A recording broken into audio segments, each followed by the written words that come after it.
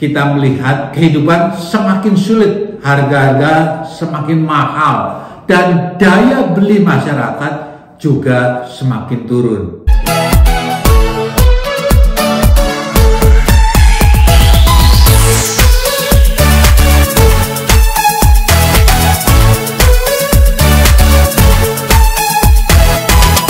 Di dunia ini siapa sih yang nggak pernah khawatir? Saya yakin setiap kita pernah, paling tidak pernahlah mengalami rasa khawatir. Dan saya membaca harian Kompas September 2023, setahun yang lalu. Kompas melakukan suatu survei tentang khawatir nasional yang dimuat dalam satu buku filosofi teras. Dari hasil survei itu terlihat 53% masyarakat Indonesia mengalami kekhawatiran. Dan apa yang dikhawatirkan adalah tentang kehidupan di masa yang akan datang. Karena memang pada kenyataannya kita melihat kehidupan semakin sulit, harga-harga semakin mahal, dan daya beli masyarakat juga semakin turun. Dan di sisi lain, mereka juga banyak yang mengkhawatirkan tentang kondisi politik yang semakin membingungkan. Ini kata survei.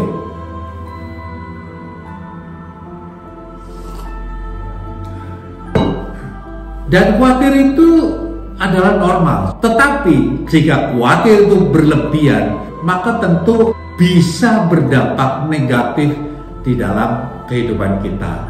Misal menjadi stres, bahkan kalau berkembang terus menjadi depresi, dan akhirnya banyak yang kita nggak melakukan apa-apa karena kekhawatirannya itu. Dan melalui video singkat ini saya ingin memberikan advice atau nasihat. Yang pertama adalah bahwa the show must go on. Artinya kita khawatir, kita tidak khawatir, tetap kehidupan ini terus berjalan. Kita nggak bisa stop kehidupan ini. Dan juga kita tidak bisa stop expenses yang berjalan. Sehingga dalam hal ini, kalau kita tetap hidup di dalam kekhawatiran, bahkan kita tidak melakukan apa-apa, atau kita stop sejenak, sebenarnya kita sedang melakukan kemunduran. Karena teman-teman yang lain, usaha-usaha yang lain, mereka berjalan dan kita stop, dan akhirnya di situ sebenarnya kita mengalami kemunduran. Sehingga kita tetap harus berjalan, kita tetap harus melakukan kehidupan kita, khawatir maupun tidak khawatir, takut maupun tidak takut, tetap harus berjalan. Yang kedua, kita tentu harus melakukan evaluasi secara cerdas menyeluruh dengan segala apapun yang kita lakukan. Bagi Anda semua yang di dalam dunia usaha, dunia bisnis, kita harus mereview, mengevaluasi mengapa pengunjung ke outlet atau ke toko kita, kenapa kok terus berkurang. Lah, kita nggak bisa terus-terusan seperti itu. Kita harus mengevaluasi mengapa turun ya. Apakah mungkin ada yang buka toko baru dan mereka memberikan diskon sedangkan kita harga normal, atau ada yang menawarkan produk-produk baru sedangkan kita produknya produk-produk lama, atau ornamen atau environment yang dibuat di dalam outlet-outlet toko-toko di sebelah, mereka menjadi lebih baik karena mereka berbenah, sedangkan kita masih gaya yang kuno. Atau teman-teman kita sudah melakukan banyak dengan bisnis online, sedangkan kita masih tetap dengan bertahan menjual, mengharapkan orang datang ke toko kita. Nah, banyak hal yang kita harus evaluasi agar kita tahu akar masalahnya.